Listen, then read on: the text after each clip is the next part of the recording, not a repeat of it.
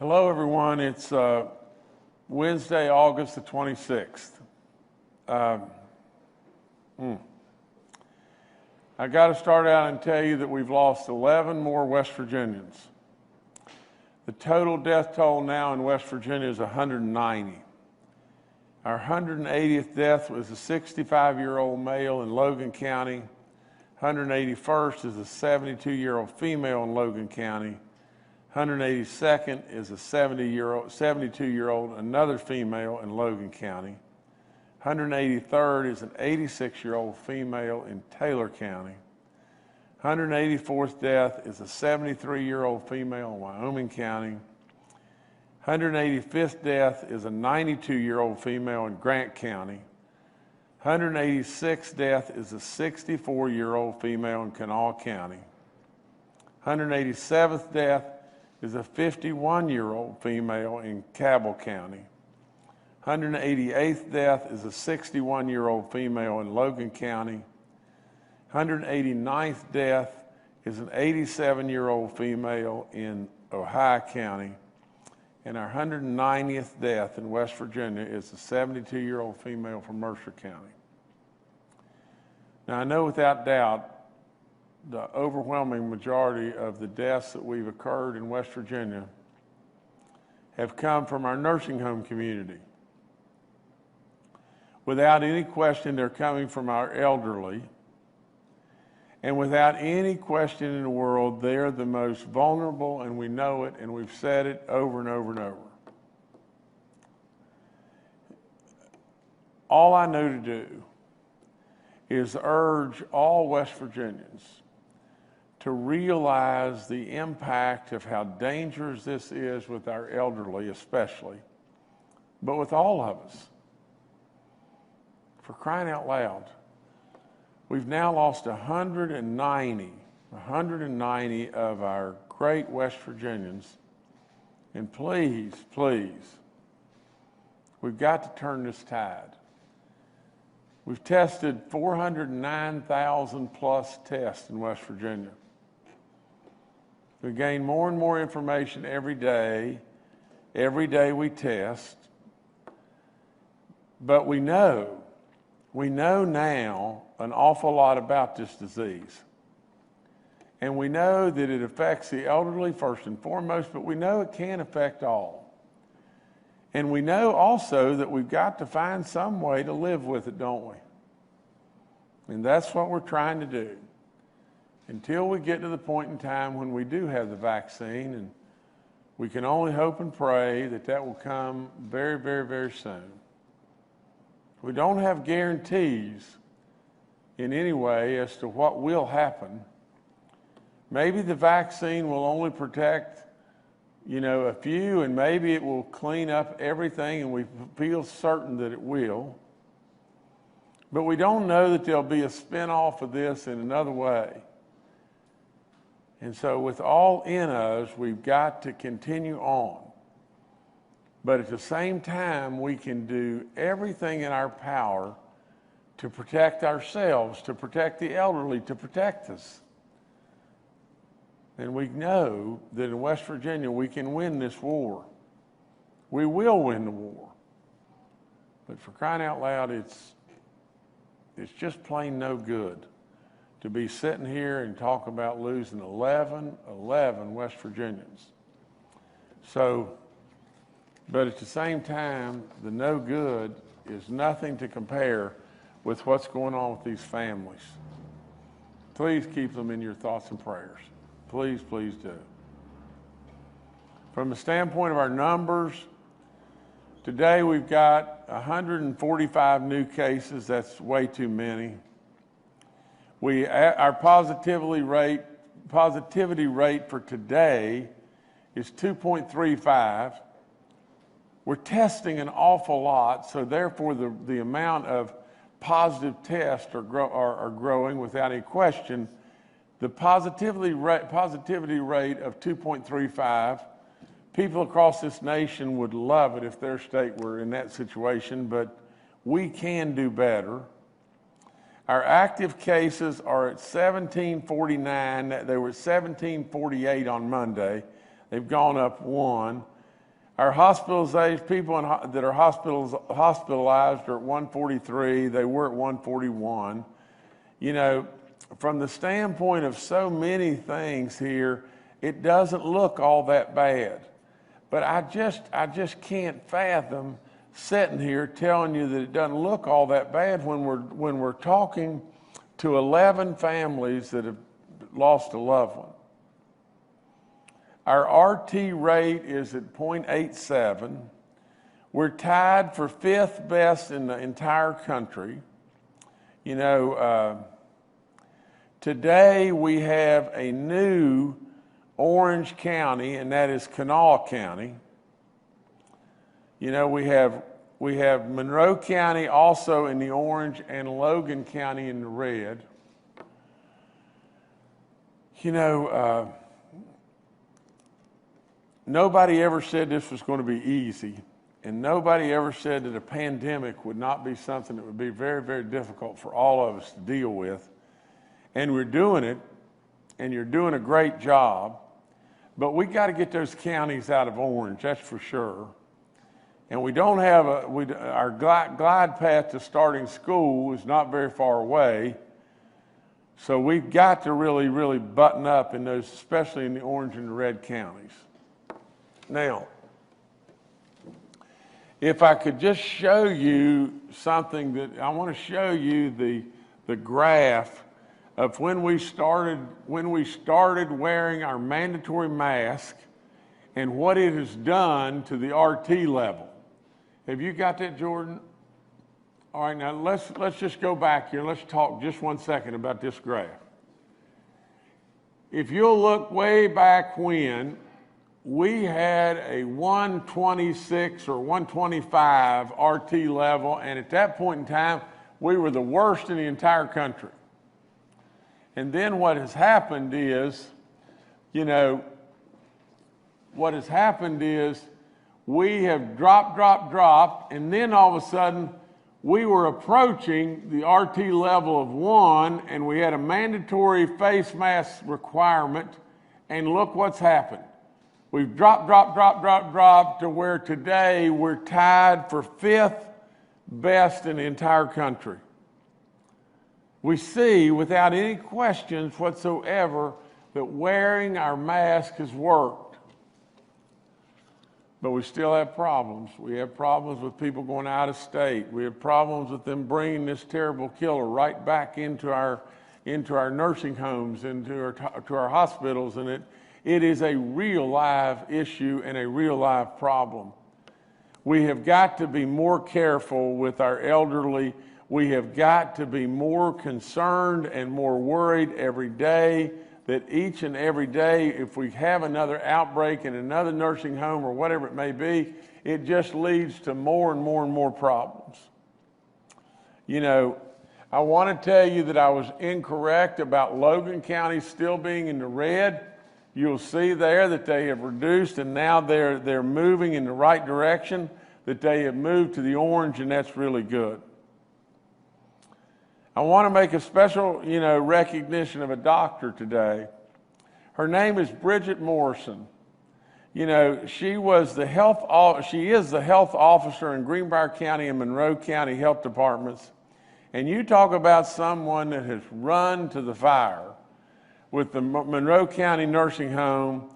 You know, Dr. Morrison, we can never thank you enough.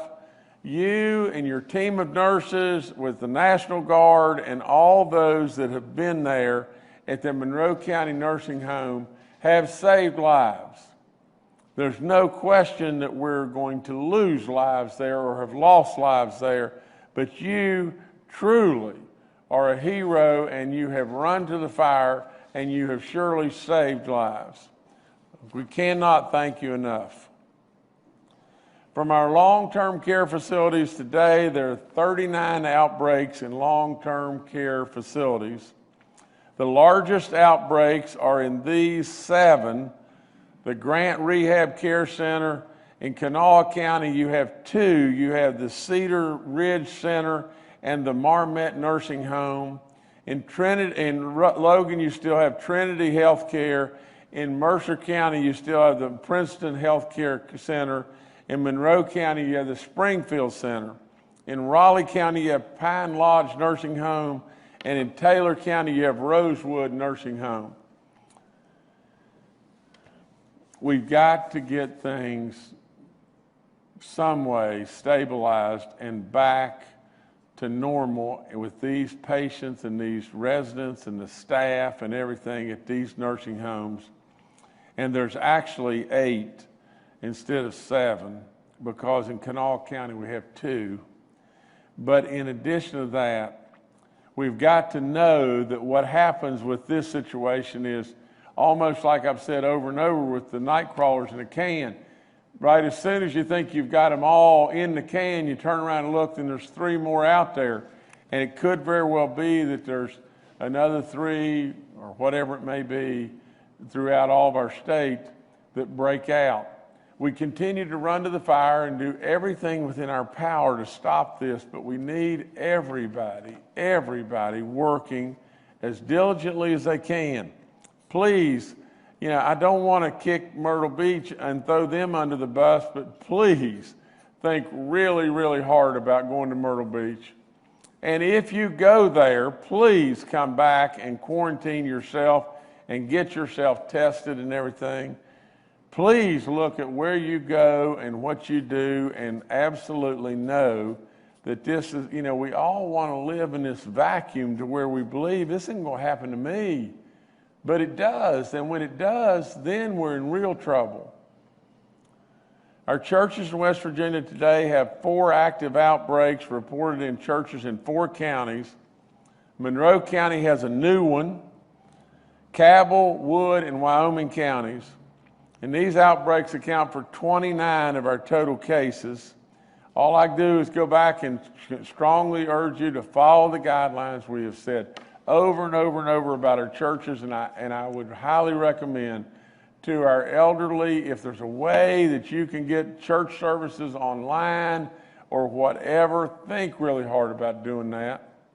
We're still a long ways from out of the woods on all this stuff. From a corrections update, we have 130 negative results from the weekend testing at Mount Olive. We have 24 inmates that are positive at Mount Olive, and all the employees are being tested today. Corrections is now coordinating with both the local and the state health officials regarding expanding the testing to other housing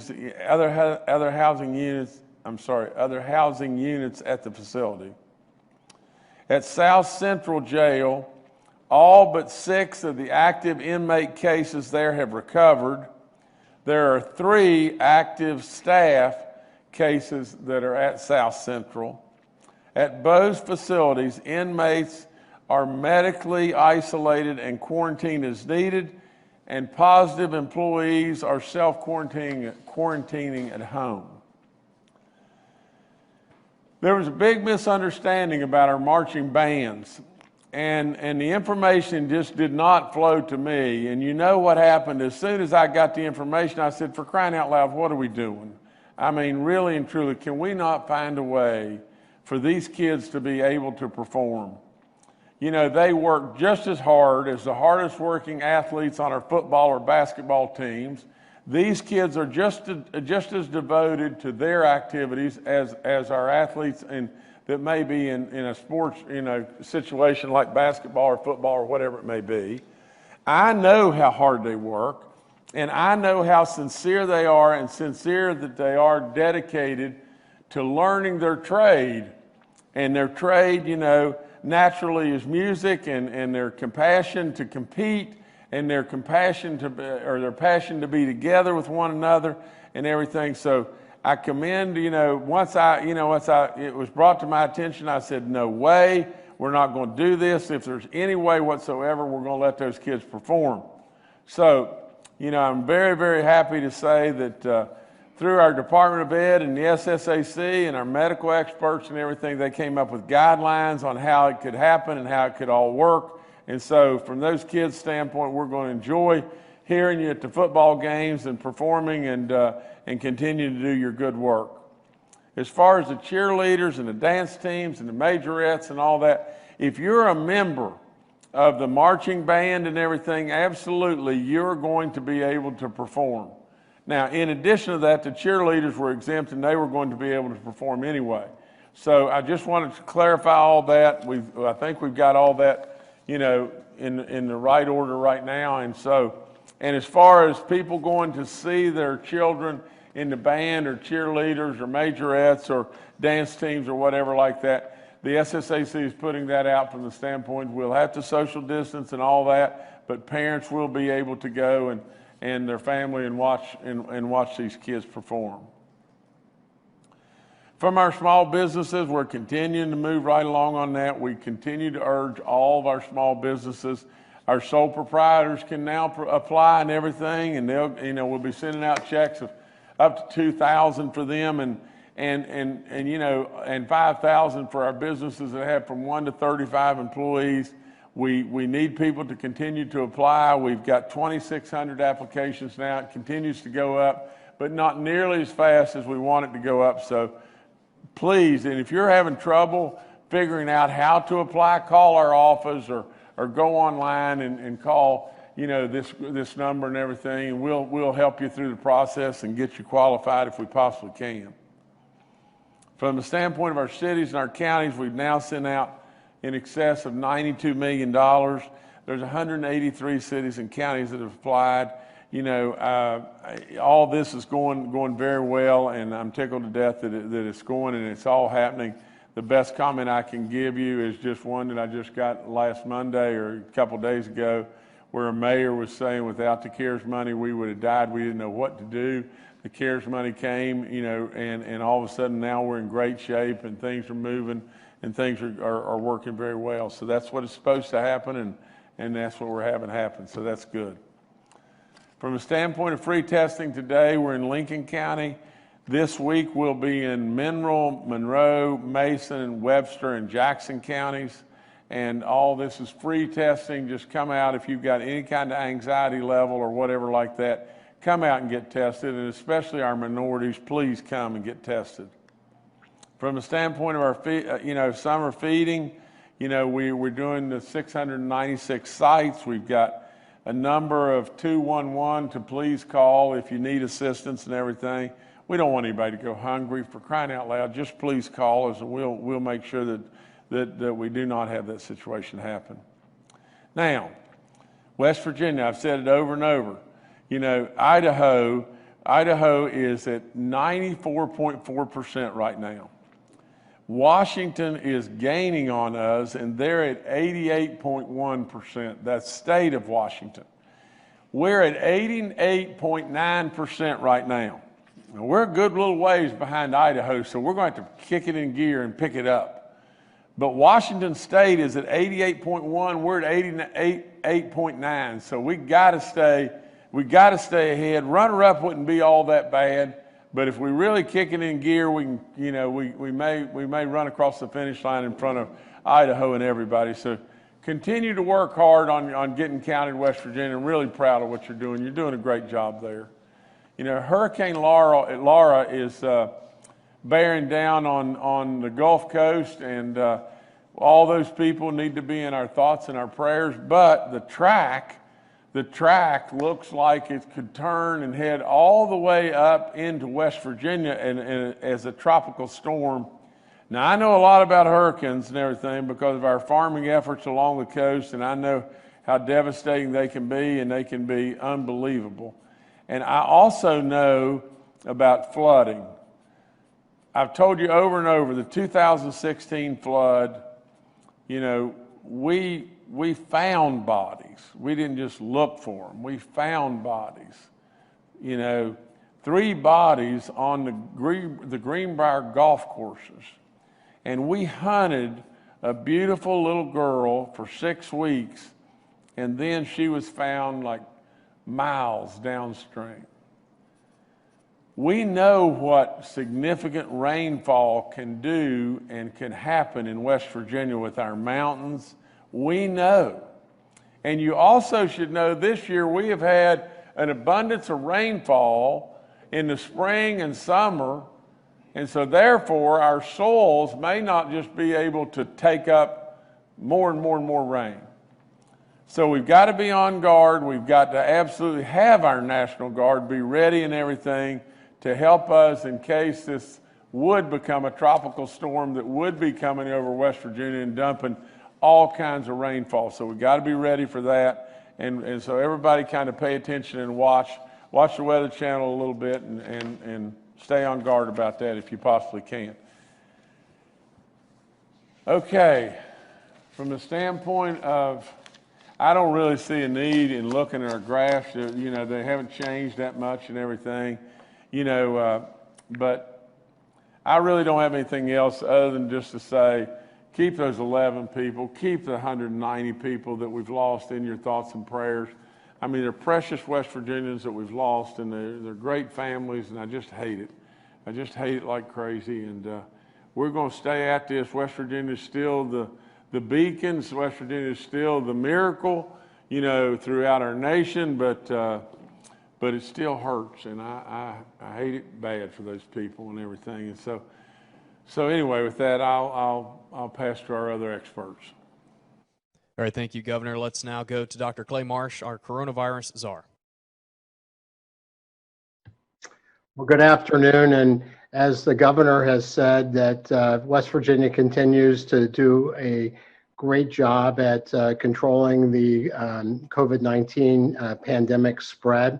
Certainly the graphs that we saw on the Monday brief and today, looking at the implementation of the executive order for the masking policy when indoor and when social distancing, physical distancing is not available, have made a substantial difference for both our RT values, our reproduction scores, the rate of spread between people with COVID-19 and people without, and also our percent positivity have both taken a very significant move in the correct direction. And really to your great work with that executive order, that it's made it possible for us to bring our RT value back down again. One new finding that is of some significance that's being talked about in the media is a new guidance by the Centers for Disease Control that perhaps not everybody who is asymptomatic and exposed to somebody who may have COVID-19 or is at high risk of having COVID-19 needs to be tested. And this is a guidance that is a bit different than the guidance that we've seen before. And we're certainly waiting for a continuation of this guidance to be delivered. But at least my perspective on this new approach is related to the challenge that we have with how rapid we can get testing back. So we know from data that was published in the Annals of Internal Medicine that after an exposure from somebody with COVID-19, the earliest point in time that is really reasonable to test is 5 days. And at 5 days, about 50% of people that are infected with COVID-19 that are asymptomatic or pre-symptomatic will be positive if tested by PCR. By day 7 or day 8, that number goes up to about 70%. And I think that the CDC guidance is probably recognizing the fact that if we are going to ask people to quarantine for 14 days, if you've been a close contact of somebody with COVID-19, and we wait 5 to 7 days before we test you, unless the lab result can return in a really rapid way and within 48, 72 hours, which some of the labs are lagging behind that, then maybe it's just reasonable in selected cases to let people finish their quarantine, and as long as they remain asymptomatic for that 14-day period. But that guidance is still to be given. So I think it's important for people to recognize that that guidance has changed a bit. We are still very aggressively testing and will remain so, but we certainly do pay attention and also incorporate the guidance from the Centers for Disease Control within the approach that we take.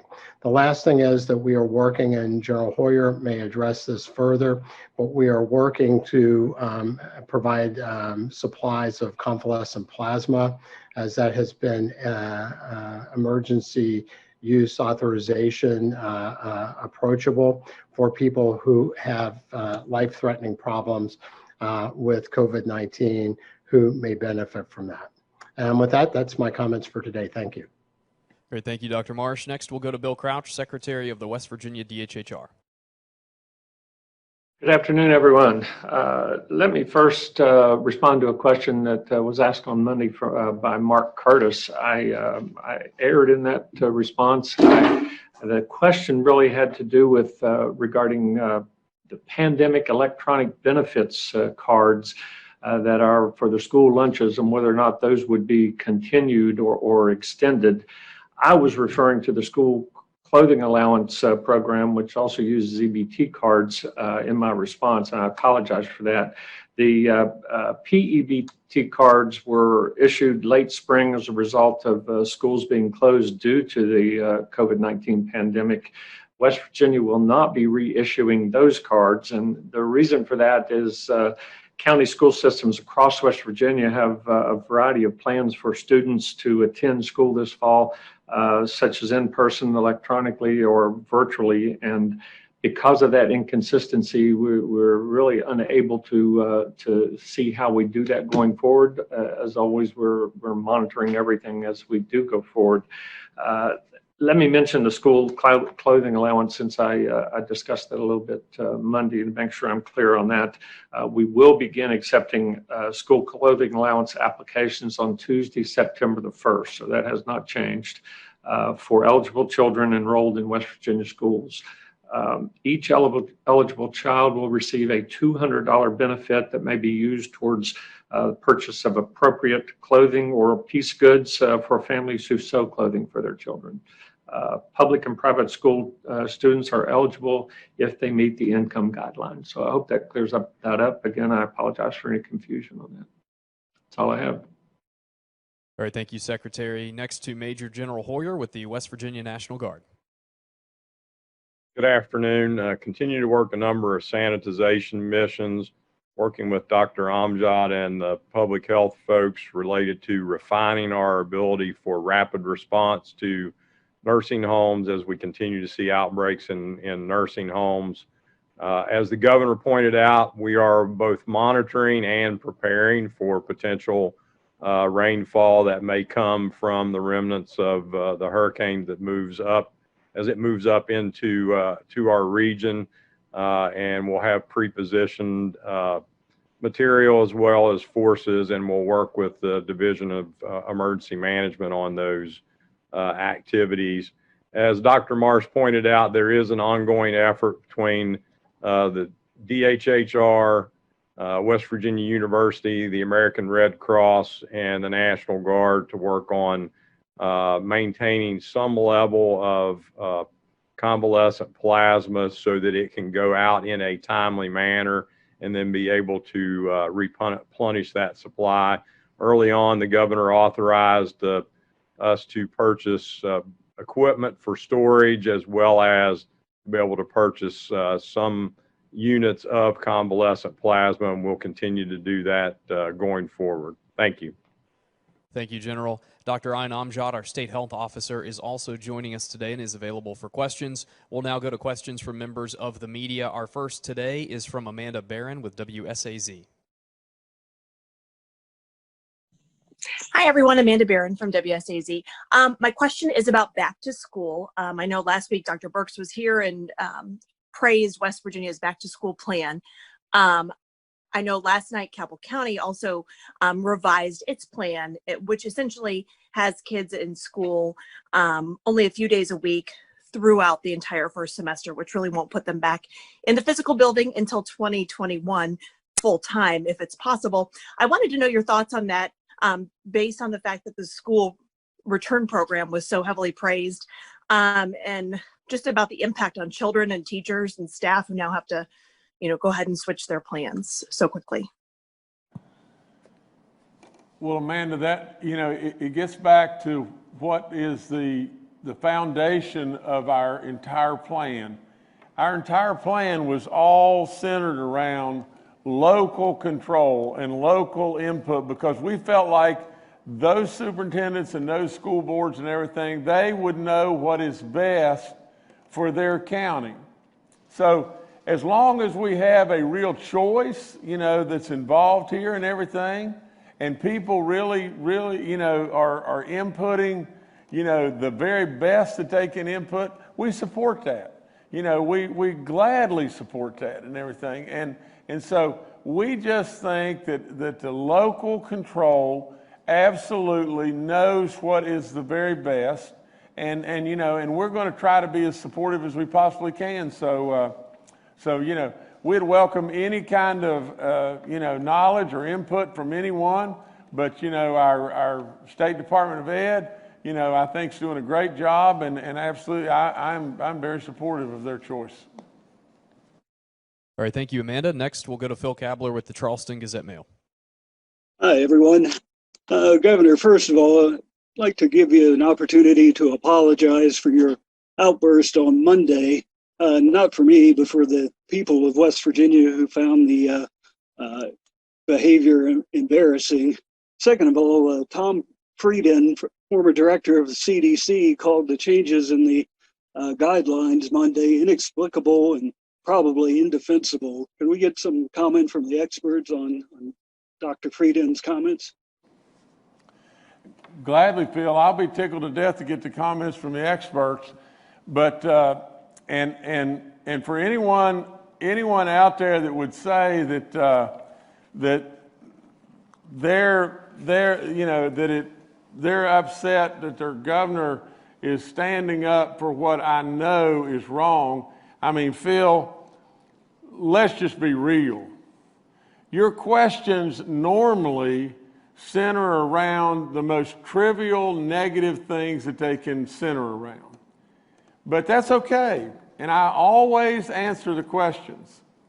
But your behavior in making fun of people's deficiencies and putting it online and doing it through your social media and everything, these great workers here at the Capitol, if you expect me to apologize for you attacking our foster care and you making fun of hardworking, good people that work here at the Capitol, you're absolutely waiting for a day that is going to happen that is not going to happen, son. I mean, your behavior is inexcusable. That's all there is to it. It is inexcusable. And from the standpoint of me standing up for that, for West Virginians, for people out there that don't want a governor that's going to stand up for that, then I'm sorry to them. But absolutely, there's no way I'm going to apologize to you. Now, we can pass on to our experts and they can answer the rest of that question, please. Maybe I'll take a shot at it if that's okay with you, Bill and Hein. Good. So Phil, that was really the question I was starting to address in my opening comments, that the guidance from the CDC is now that if you have an asymptomatic person who may have been exposed closely to somebody with COVID-19, that the new guidelines are that you are not always compelled to test. And while, for many of us, we would test aggressively in the situations where our contact tracing would tell us that we may have a close contact, somebody that's been within 6 feet or less for 15 minutes or more, because of the idea that maybe they connected with other people. So we want to finish that contact trace, which I think would be important. But I think the flip side, which I'm at least intuiting from the CDC, may be related to the idea that although 40-50% of spread is by, at least is thought to be by asymptomatic people, and maybe more is by asymptomatic plus pre-symptomatic people who don't have symptoms yet, that because of the turnaround time with some of the testing and the fact that we need to wait a certain amount of time after the exposure to have the test be likely come back positive, again, 5 days, 50%, 7 or 8 days, about 70%, likely that if you had COVID, we could detect it by PCR, which is our most sensitive test. The CDC may have felt that that was not necessarily always having to be done, which may be at the root of the new guidance. Dr. Frieden, I think, is articulating a view of many public health people, which would say that the more testing we do, like we've done in West Virginia, the better. But like everything else, I don't know if there's only a certain only way that needs to be done. But I do think the CDC's new guidance is at the very best incomplete and needs to be finished with the rest of that thought, which is, to me, will likely be because people would have to be quarantined anyway, that maybe everybody would need to be tested. But that is a speculation by me, and I think we need to wait to get more guidance from CDC on this. All right, thank you, Phil. Next, we'll go to Todd Boucher with WTAP.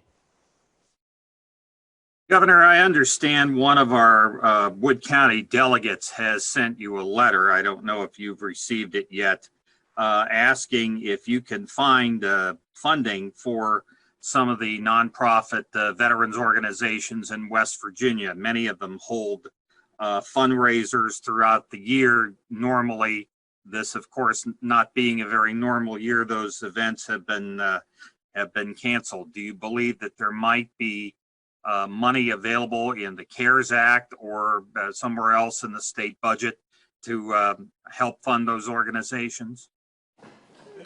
Did I hear correctly that they're veterans organizations? Is that correct? Yes, sir.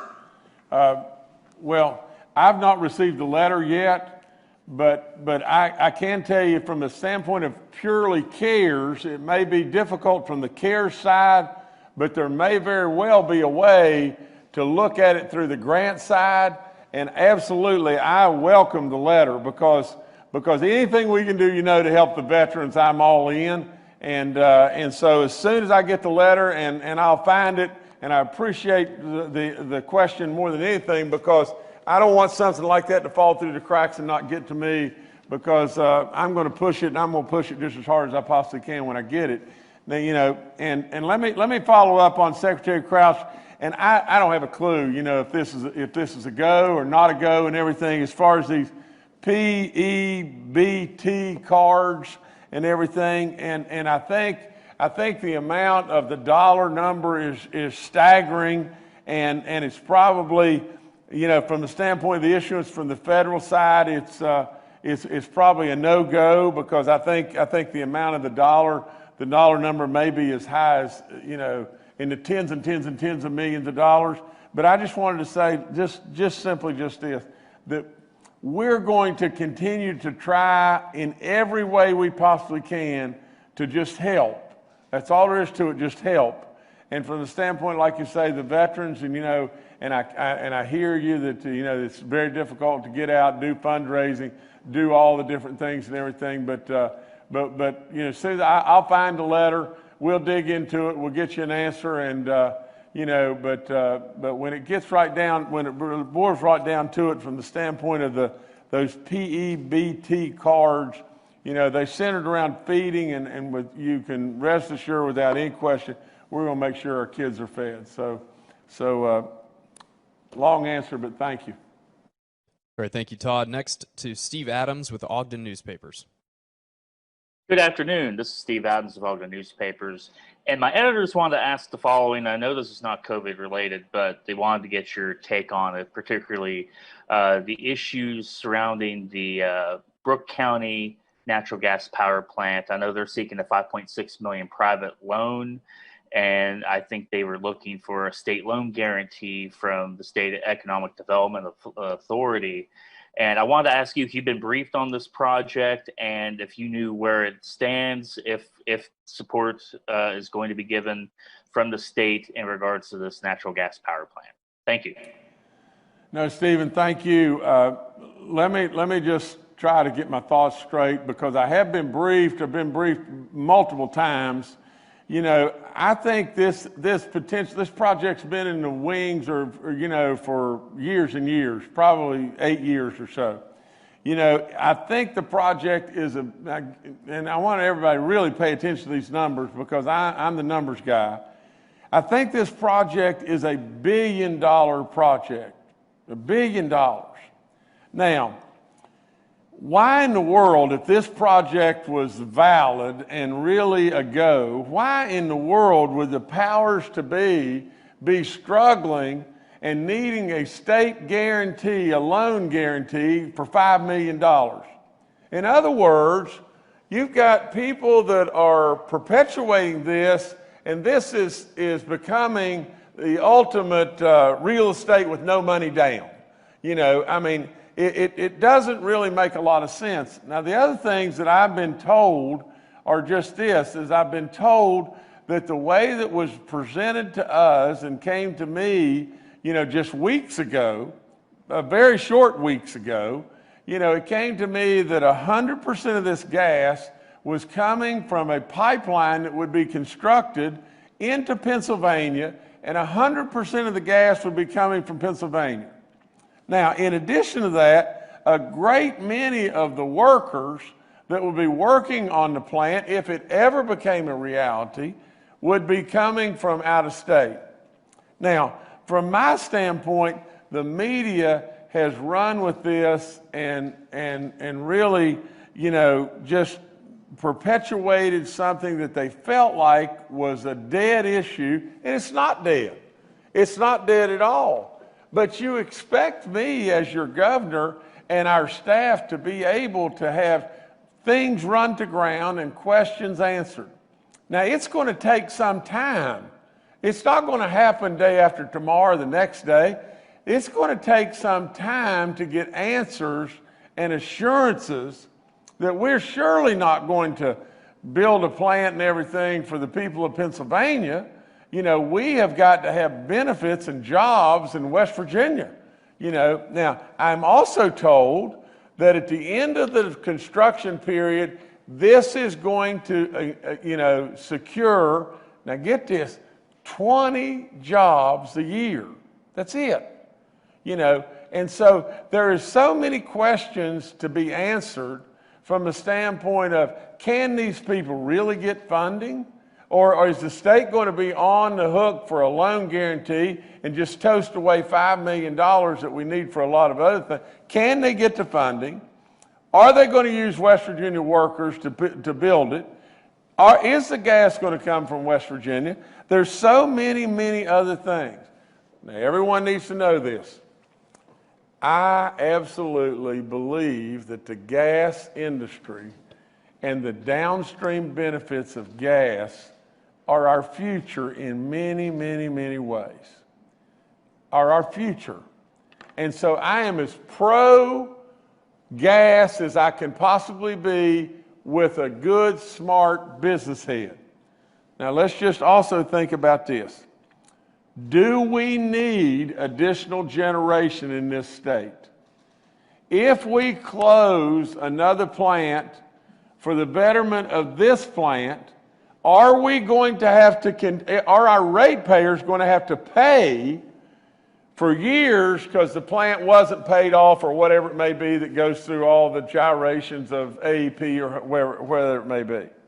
And so we need a lot of questions answered. Our people are trying to get answers and working through those and be just as pro-construction, pro-benefit, pro-gas as we can possibly be. But for crying out loud, you expect me to do my job. Now, from the standpoint of it being dead, of course it's not dead. There's no way it's dead, not from our standpoint. No way. We would welcome the construction. We would welcome the dollars spent. We would welcome the gas here and within, you know, the plant being built. We would welcome the gas being used here. There are so many things that we would welcome and welcome with open arms, but there's a bunch of questions that need to be answered here, and there's a bunch of stuff that doesn't make any sense. And the part that doesn't make any sense is you got $1 billion transaction, and you got the owners or the powers to be not willing to put up $5 million. I mean, for crying out loud, you know, are you kidding me? You know, are we just throwing away money at nothing and there's no way they're going to be able to raise the money? And then if they do, are they going to buy? Are we going to really have a plant within our state that all we're going to do is bring gas in from out of state, our workers from out of state? Are we going to do that? Are we going to put other people out of jobs and everything? because the generation we don't need, I mean, there's questions that have to be answered, and that's what we're trying to get through right now. It's not dead. It's nowhere close to dead. We just got to answer questions. We got to do our job. All right, thank you, Steve. Next, we'll go to Kenny Bass with WCHS and Fox 11. Hi, this is Kenny Bass with Channel 8 and Fox 11. I have some questions about the process, Governor, especially concerning the band situation yesterday.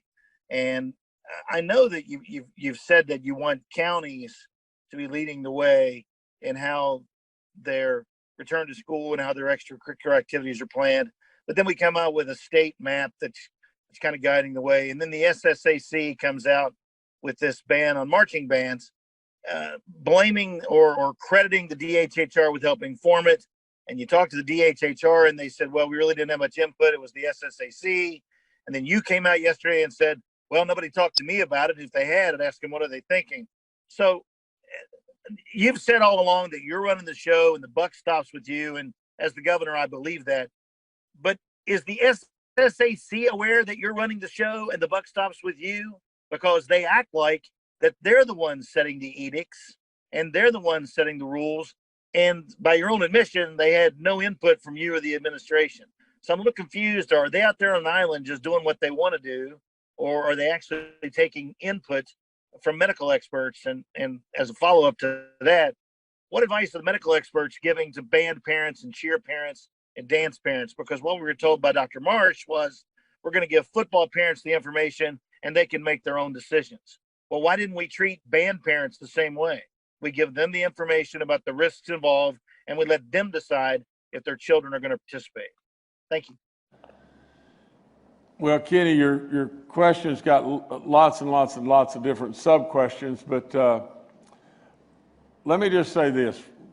From my standpoint, it makes no sense whatsoever to me that we have kids out there playing football that are right in the face of each other, and we can't spread out a band and let them perform.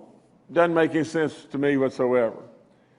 Now, I also believe this wholeheartedly, that when you're singing or you're blowing into a trumpet or whatever, trombone or whatever it may be, you are perpetuating your voice, and that in itself is not what we want to do.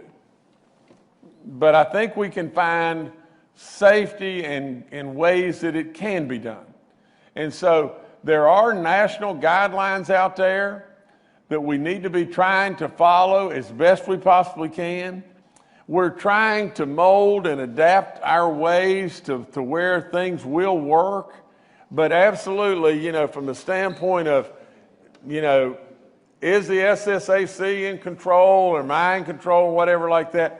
All I would say is just this. When I found out,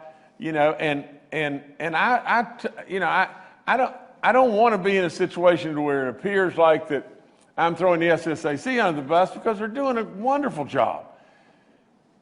You've got to know that there is a mountain of stuff that's going on and information that's happening all the time. The very, very best people are trying to do the right thing. Did the SSAC try to do the right thing? Of course they did. Of course they did.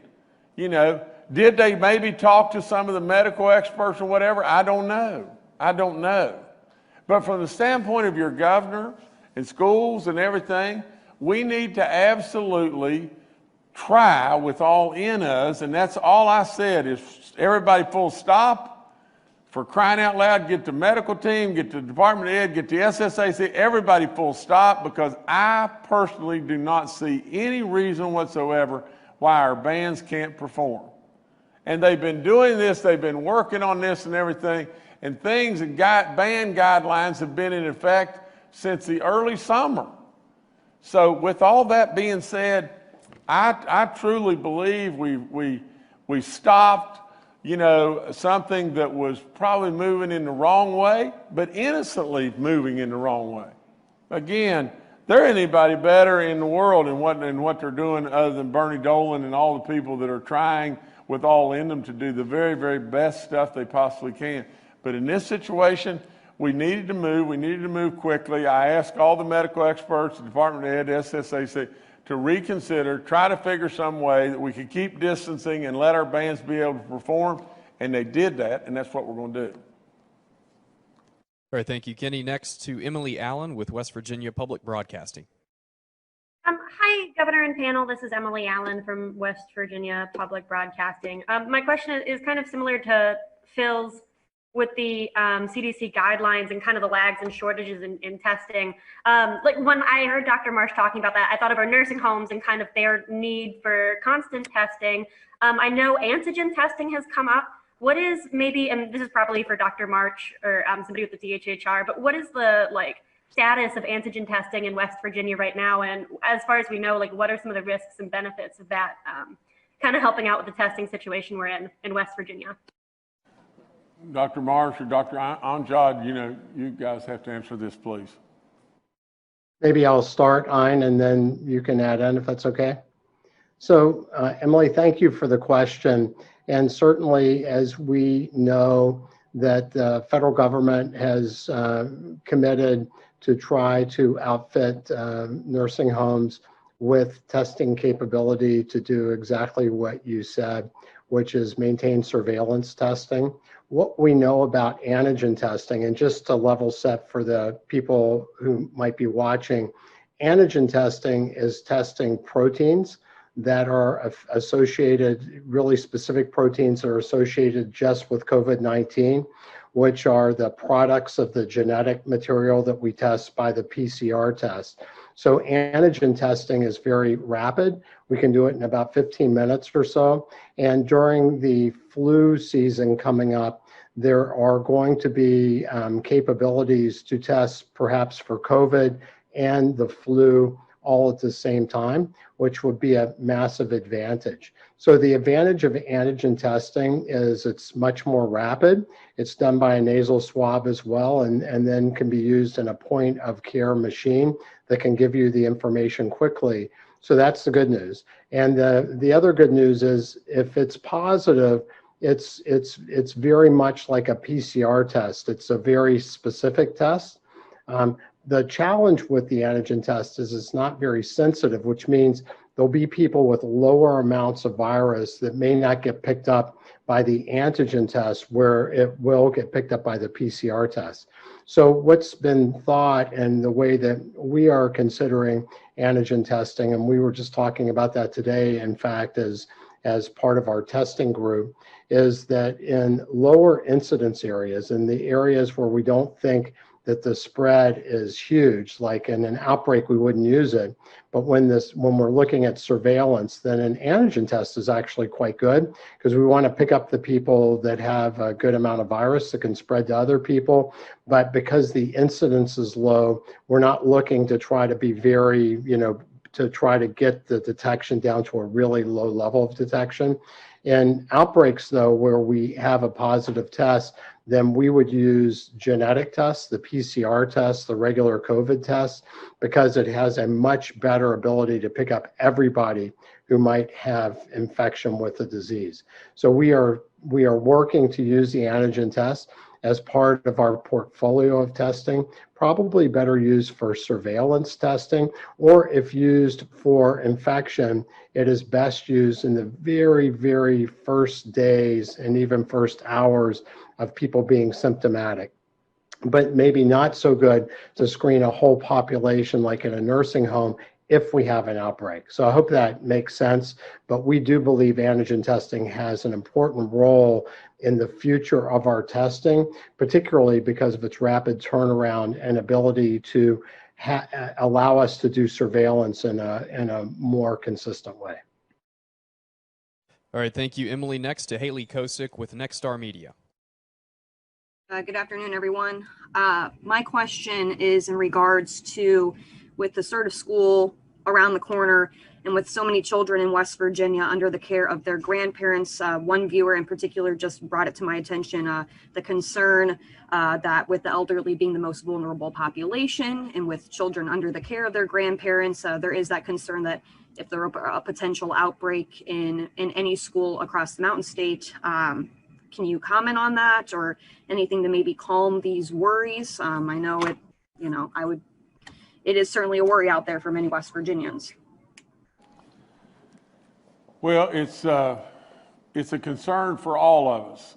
You know, at the end of the day, I've said this many times, but if we have a situation to where, you know, we have an outbreak, a hot spot, or whatever it may be, we do have all the resources with all of the medical team and all the National Guard and all those people to be able to run to the fire again.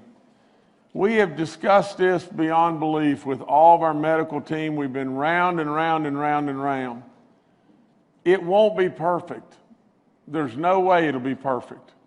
But we believe that the exposure is very minuscule compared to the detriment that could very well happen to all these children and all their parents and everybody, you know, that needs to go to work and doesn't have daycare and all the different situations that you may want to compound the situation with. But we know that there is a real live detriment out there.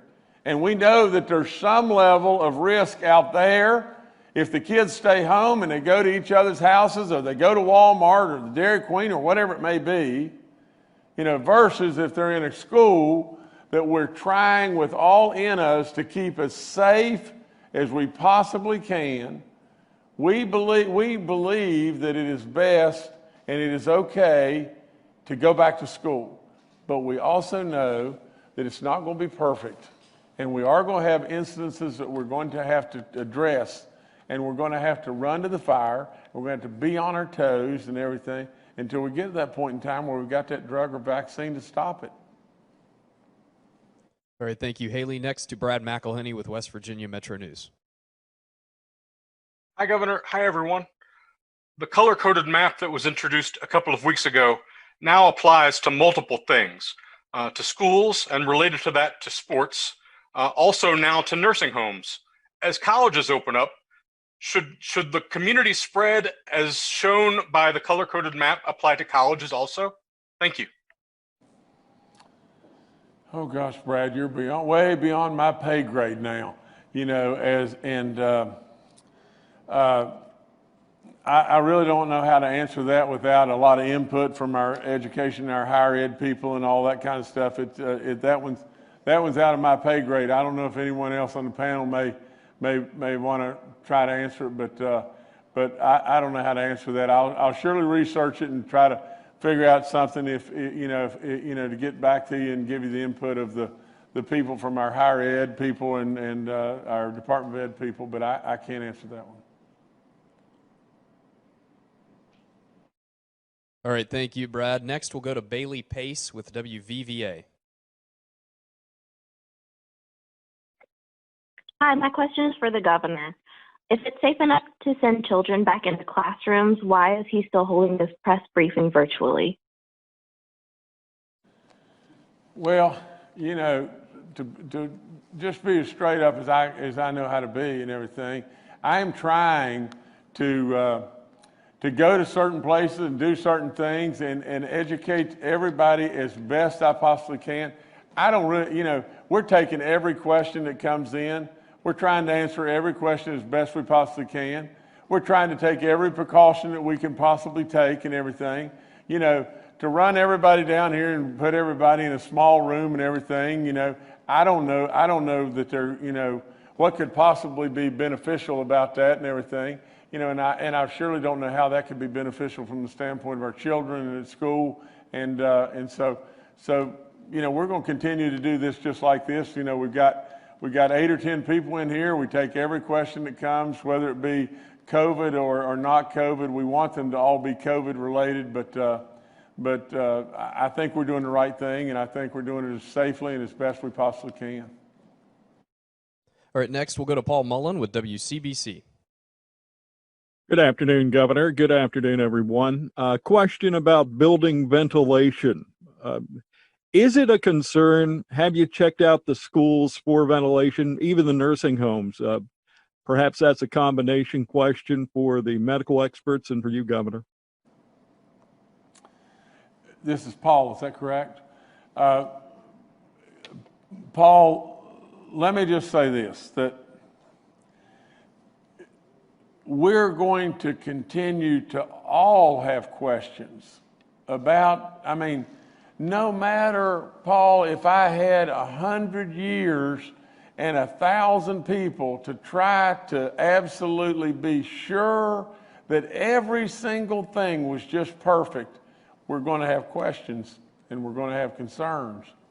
From the standpoint of ventilation and everything, how fast could we get ventilation? How much does it cost?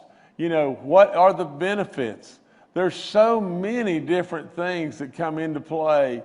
We will have questions and we will have concerns. And we will have to deal with this as best we possibly can because it's right here with us. Absolutely, there's going to be those concerns and those questions. And we've got, the choices are so simple. The choices are just this. Everybody go to their homes. Everybody stay in their homes. Nobody come out of their homes. Let's don't have school. Let's shut down the entire economy. It is just as simple. We can do that. But even if we do that, we're still going to lose people. You know, and really if we do that, the repercussions are unbelievable. Just envision, if you would. You know, we went through a terrible depression in this country a long time ago. And what happened in that depression? You ended up with neighbor against neighbor. You ended up with crime. You ended up with everything off the chart. You ended up with starvation. You ended up with so many things that were really bad. Sure, there's concerns. We've got to figure a way to live with it as best that we possibly can. Now, I'll welcome anybody else on the panel to talk about ventilation and everything because you may know it 1,000 times better than us. And Dr. Hoyer may very well know it. You know, our Board of Education, our people, our superintendents, they're inspecting buildings like crazy and doing everything that they possibly can. You know, I don't know what else can be done right at this time, but I'll pass to our panel. So maybe I'll start, Governor, and I know Dr. Amjad, we've been working with her and Dr. Marsh and others on this. So early on, the governor tasked us to establish some technical support for a variety of facilities. We have some technical experts that work with a group of folks at both DHHR, some folks that have some significant hazardous materials and ventilation experience. And we have made a number of recommendations to nursing home facilities to address ventilation issues as we've had outbreaks, to also help with ventilation flow related to isolation activities in facilities. We have had some inquiries from different county school systems about providing some insight on helping improve ventilation in buildings. So it is an ongoing effort. There's a lot of research that continues to be done. It's a combination of technical experts and public health experts. We have the assistance from WVU's Inhalation and Toxicology Lab that provides work and support, and they work with the National Institute of Health. So a number of activities going on, and Dr. Amjad could talk some more about some of the things we do specifically with facilities. Thank you. Yes, the National Guard has been very active with the nursing home outbreaks. They go into the nursing homes, they work with the local health departments and the administrators for these nursing homes to check their HVAC systems and to make sure that is not contributing to the infectious spread of COVID-19. So they've been very active with that. So speaking of the school systems, that is something that they can assist with. Also the maintenance departments of the nursing homes, but that is something that we check with. That's why masks are important and social distancing in these areas. We were on a call this morning with the superintendents of the counties with Clayton Birch, and we had some of these questions about social distancing and masks, and that is also why these things are important. But HVAC systems, airflow systems in buildings are something that are looked at very heavily, especially in our nursing homes, and the National Guard has been helping us very actively into these systems. Thank you. All right, thank you. Governor, I'll turn it back to you. Okay, I know we had a couple more questions and everything. I apologize for not being able to get to all those questions. You know, our Secretary of State has an event that they're going to be doing at 2 o'clock, and it's an incredible celebratory event, you know, for an anniversary of 100 years that now we're celebrating, you know, that our women were able to vote, and their contribution is phenomenal in every way.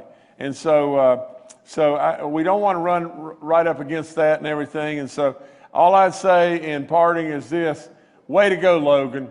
Absolutely. You got yourself out of red and everything. You keep working and right. I know we've had a tragic situation where we've lost lots and lots and lots of loved ones down there. We're going to keep you in our thoughts and prayers, and keep doing good work and everything. And let's just get Kanawha County and Mingo. Is it Mingo and Logan? Is that the two counties? I think no, Monroe and Logan. You know, that are still in the orange, and let's get them all out of the orange and everything, and to keep doing their good work. But thank you so much.